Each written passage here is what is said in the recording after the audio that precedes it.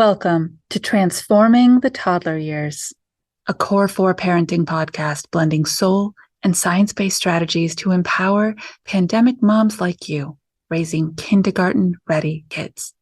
I'm Cara Tyrrell, your host, a lifetime lover of littles, girl mom, early childhood educator, and conscious parenting coach who truly believes that how we connect and collaborate with our kids in the first 5 years is how we raise world-ready kids who will change this world. Would you like to transform your triggers?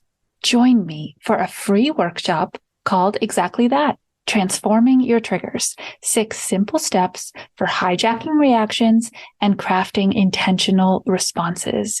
You will leave this 60-minute free workshop with actionable strategies and script starters to help you stop that knee-jerk reaction and truly engage with your child inside a challenging moment. Register with the link in the show notes, and I cannot wait to see you there. Hello, everyone. Welcome back to the Transforming the Toddler Years podcast. I am thrilled to have Valerie Recore here with me today. She has a really cool background. Check this out. She's a productivity specialist, a time giver, and a certified fair play method facilitator. I love the idea of time and play in the same sentence. She helps overwhelmed and overcommitted moms stop feeling pulled in too many directions. With a background in mental health and corporate training, she's ready to guide you toward a better relationship with time. And if you're ready to start feeling more peace and accomplishment at the end of the day, she's here to help. Welcome, Valerie. I cannot wait to have this conversation with you. Thank you for having me. I'm happy to be here. It's one of my favorite topics. So, which is saying something because time is most people's least favorite topic. Fair. And biggest challenge. So tell us how to reframe this from the perspective of a mom who feels like it is her number one enemy. Yeah. So I think there's several different directions we could go here, but I think that one of the biggest things is we as moms take on way too much. So society has conditioned moms that we need to do it all, that in order to be successful, we need to do it all. We need to manage the household. We need to, if we're working outside of the household, we need to be wildly successful at that. We need to look good doing all of it. And we need to we basically set ourselves up for failure, but we don't see it that way. We see it as I am failing because I am not enough, when in reality, you are more than enough. You are doing more than enough. We just have been given the wrong messages over time as to what success in that looks like. Yes. Yeah. Oh, you are doing enough. You are more than enough. I love it. We need those little affirmations every day. And we hear moms say all the time, what did I do with all my time before I had kids? Right? We don't remember.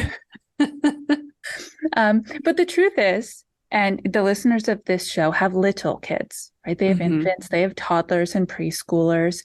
There's a lot to do. Absolutely. Yeah. There's so much to do when they're little, and it's endless, right? There's just all of the little things that come with small people. It's nonstop. You can't take a day off from something unless you are paying somebody else to take care of your kid.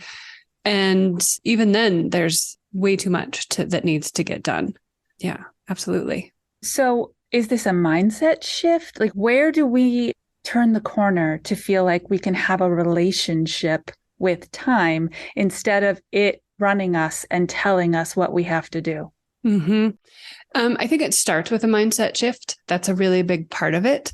And then we can talk about some tangible ways to make that happen. But I think the mindset shift comes from knowing that society has set us up to, we can fight against these conditioning that we need to take it all on. It is not on us to do everything. And some of that stems from, especially those with infants. As a mom, you're more likely to get maternity leave. Dads either don't have it or are not encouraged to take it. And that's where I think a lot of this starts is, so moms are home. When the kids are little, moms get better at changing diapers. They learn the cries. They know where the clothes are. They know what needs to go in the diaper bag. They know what foods the kids like. They know when they're outgrowing something. Like moms we think just inherently as a mother, we know these things, when in reality, it's because you've been home doing it more.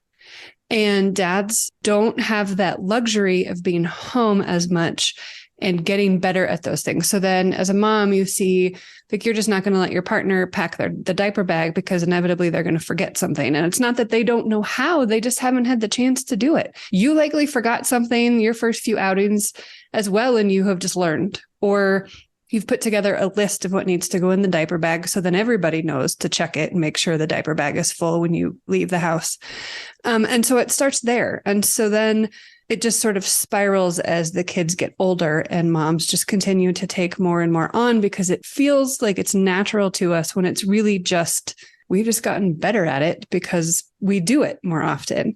And then we watch our partners struggle with something. We ask them to take care of something. They don't do it the way that we want them to, or think they should, or they mess it up because they've never done it before. We're like, fine, I'll just do it myself. And it just moves on from there. And then we find ourselves 5-10 years later in this overwhelmed space where we have taken on everything, and we're wondering how we got here and how we get out of it. So that's a big sort of my small soapbox on how we get there, how we got here. And society breeds that, right? With maternity and paternity leave, and what that looks like and who takes it. And even as a mom, if you're lucky to have much of it at this point, it's a whole other podcast, but Yes, it but is. that's where it starts for me, and probably way earlier than that. But I think there's a big shift there as well. This is fascinating. Something I've noticed in my conversations with new moms recently is that there's a conscious shift happening in the collective family unit. Dads really do want to be involved and take a role from day one. There's conversations happening between mom and dad while they're still pregnant. Who's going to fill this role? And, what are we going to do about feeding? And will I be up at midnight so that I can do a feed? Well, so it's really nice to see this happening. What is your best tip if parents are out there, maybe they have a toddler and they're expecting their next, right? They didn't quite nail it the first time around the way they wish they had. This time they want to do it differently. What are some of those shared responsibilities that make really good sense? Yeah, I love to hear that you're hearing this and that things are shifting. And I think there's so much truth behind that. I think dads do want to be involved. There's humanity in them being a part of the family versus just the breadwinner who comes home and fits into all the stereotypes we think of what dads do. And I think it's great that they want to be involved. So to answer your question, it starts with, we'll come back to this, the fair play method in my bio that you shared. So the fair play method is a method created by a woman named Eve Rodsky. And it is both a book and she has a deck of cards to help facilitate these conversations. And you can have the book and the cards, whether you have kids or not. There's just a lot more cards involved when you have kids because there are so many things involved with raising children. And it provides guidelines for having those conversations. And it starts from values. So it's where I start with my clients is, let's look at your long-term goals, what you want your everyday life to look like. What are the big things you want to be doing in your life? And what are your values for yourself and your family? Because those are the things that are going to guide what should be on your to-do list. And other things can fall by the wayside. And so, especially when the kids are young, but really wherever you are in raising kids, use these cards or this book, and it guides you through these conversations. So it helps you talk about, okay, let's talk about birthdays. So are birthday parties important to us in what way? Do we like to throw elaborate birthday parties? Why or why not? Are we throwing elaborate birthday parties because everybody else we know is doing it and we feel obligated to, and we're miserable the entire time because it's overwhelming and requires so much work and we don't enjoy it because it's too much? Or do we do it because we love it? We have friends who throw huge birthday parties for their kids every year, and it's important to them. Like, they know that they go overboard. They have acknowledged that, and they continue to do that because it is important to them. So if you love throwing big birthday parties, have at it. If you do not, don't. Be the first person in your group of friends who says, look, I'm going to invite 5 kids over for pizza and a movie. We're going to have a couple some cake or some cookies, and we're going to call it a night. And that can be just as much fun. The kids are going to still enjoy being able to spend time with their friends, and it's going to be way less stress for you. And so I think it's starting with that, why are we doing something? And even down to, why do we take care of our dishes on a regular basis? Like, dishes are such a big thing. I talk about dishes in the dishwasher a lot in my business and with my husband, because there are always dishes to be dealt with. And we cook at home a lot. My husband and I both work from home. My husband enjoys cooking. Maybe there's some saving money in there, so we don't want to eat takeout as often. And so we have a lot of dishes. So the why is some of those things back there of like, okay, we like a clean kitchen, or we value healthy food that we make from home, which creates all of these dishes. Or maybe you love cooking with your family, and so you enjoy that time spent in the kitchen, but those dishes, somebody needs to take care of them. And so there's that why behind it. So it's starting from that piece of it, and then talking through more steps of, when is it going to happen? Who is in charge? What Eve calls the minimum standard of care. So it's not everybody must do things mom's way. It's, what would a reasonable person do in this situation? And what do we as a family agree is acceptable? Is it all dishes in the kitchen are done and washed by 8 p.m. every night? Is it's your week to deal with dishes, and I don't care how and when you do them, that's on you? It could be any of those things that make sense for your family, but it's getting on the same page essentially for what that looks like. Wow. I love everything about this. And if you could see me right now, you would see that I physically tensed up when she said the word dishes. It is a trigger word in my home. It is not being well negotiated between myself and my teenagers. And everything I try seems not to be the outcome I'm looking for, because it's the outcome I want. So definitely going to check this out.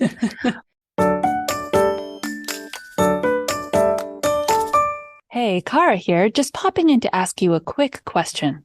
Are you dealing with meltdowns? Of course you are. You're a toddler mom. What if there was a tool that could help you manage your own emotions and triggers better, so you can help your child return to center faster inside the meltdown moment?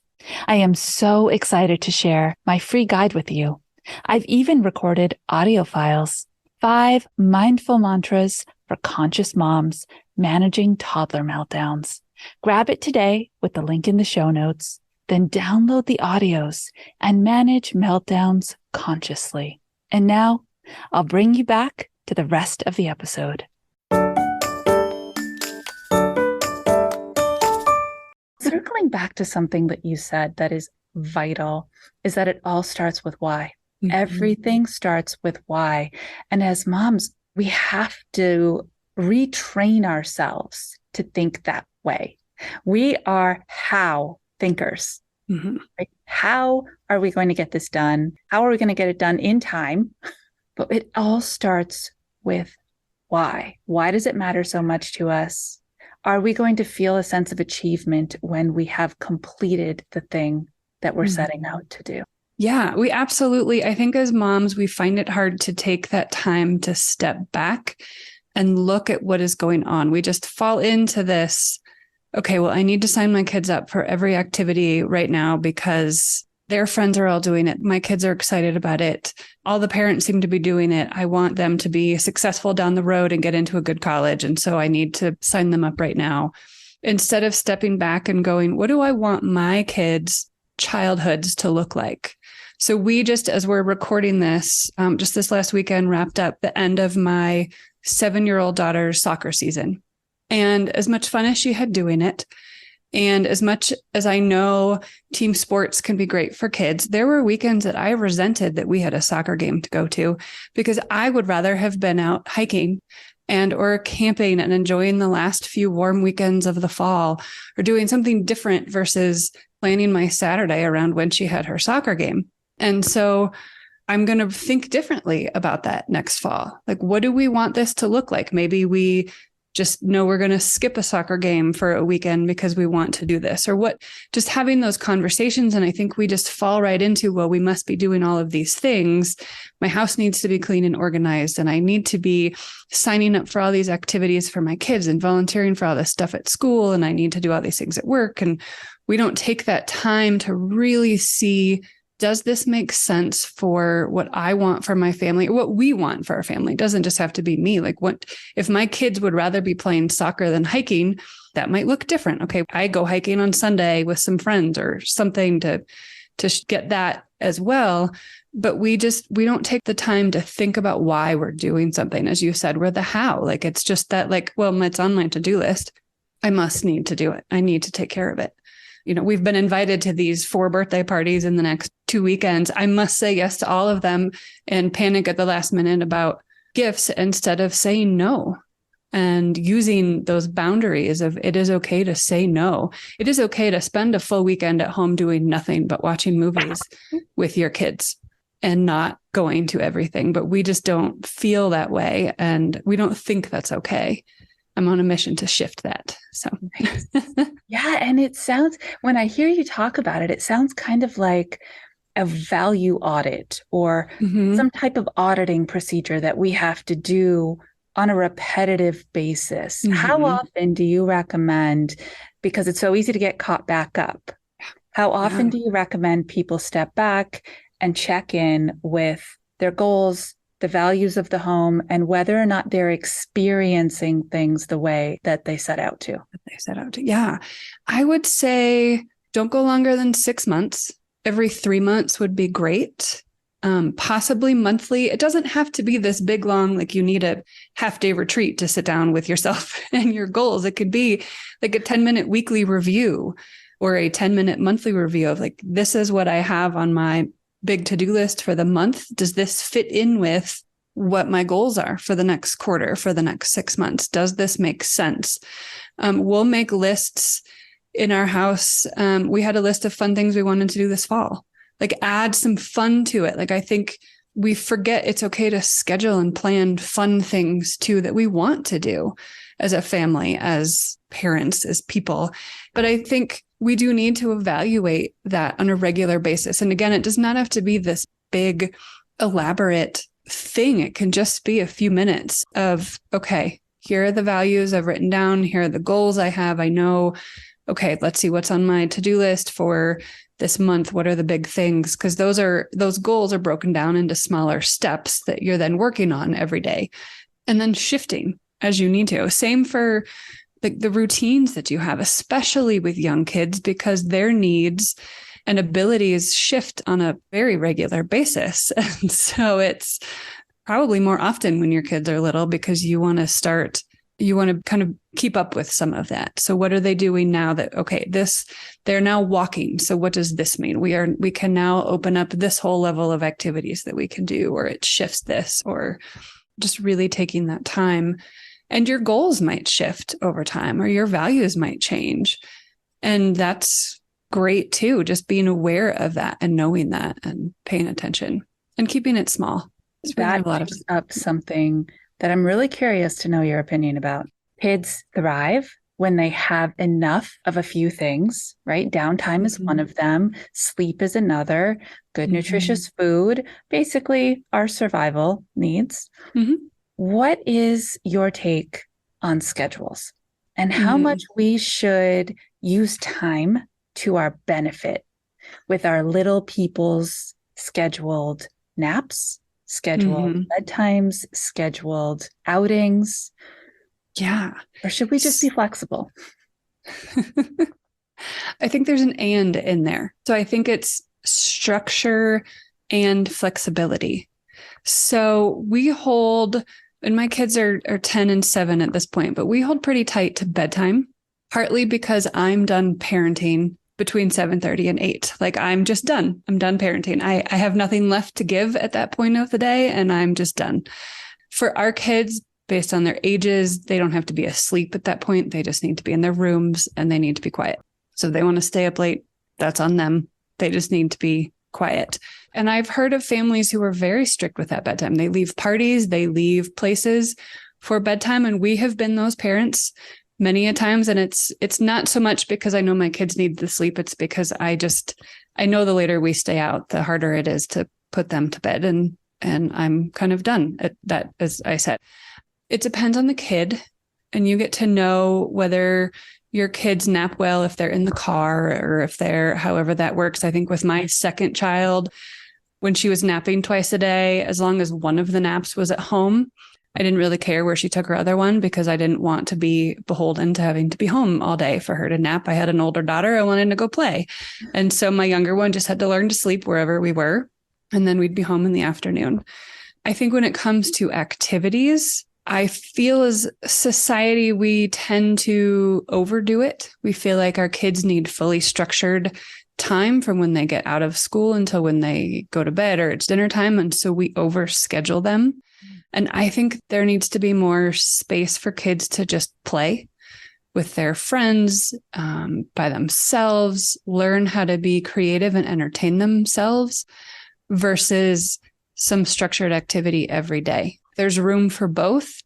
And I think we should make time for both. And you know your kids too. And so if you at some point feel like your kids need more structure, or something like maybe it's an art class where it's a set time, but they get to just go play versus a soccer team where twice a week they have this very structured, rigid practice. I'm not really sure if that answers your question. So I think this is great news for our moms, because if we can pull back on what we think that we have to be doing, which is essentially being their secretary and organizing their entire day, then we've made more time.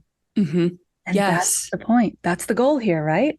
Yeah, because you don't want to spend your time just driving your kids everywhere. This is what we hear, right? Moms are just chauffeurs. We just drive our kids everywhere. And I don't think it needs to be that way. And I get if you live in an area where maybe there isn't a park nearby or there aren't kids nearby for them to go play with. So you're scheduling play dates versus just, hey, go knock on the neighbor's door. I get that, but maybe it's not every day. Maybe it's your kids coming home twice a week where they have unstructured time and they have toys to play with and they have a backyard to run around on if you're lucky enough to have the backyard, right? And it might take some time. If you have been in the space of very structured time, it may take a little while for your kids to then figure out how to entertain themselves. But I don't believe that we need to be doing everything for our kids and keeping them that structured. I think it's to their detriment and our own. And I remember sometime in the last year, I was overhearing a conversation on the playground after school, and it was a dad just talking about how he was trying to get together with one of his friends. They wanted to go climbing. I live in an area where we're within 30 minutes of great outdoor rock climbing, and they could not find a time to get together to do this because they were both so busy. And I just remember thinking, like, that is really sad that we as adults can't make time with our friends because we're so busy, most likely with our kids or as a family, that we can't find a Saturday morning in the next few weeks to go hang out with a friend and do something fun. And it was just kind of this like, well, that's just life as a parent. I don't think that it needs to be. I think we can have space in there for everybody to go have fun and do something that they enjoy and to not have that overly structured time. And I love how this kind of circles us back to where we started, which is these core family values. And when you sit down to design your core family value, why, you are all getting input. What is something that matters really to you as mom that you would like to do for 2 hours every week by yourself? What is something that matters to dad that he would like to do for 2 hours every week by himself? What is the activity that your child feels led to do and they thrive at when they're there? Okay, that's the one we sign up for.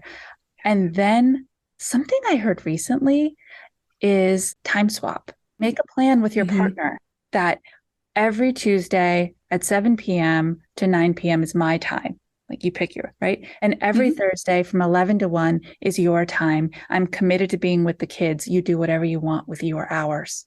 And it just kind of cohesively brings it all back to, we're all in this together. This is a lot of work. Let's help each other be really well inside.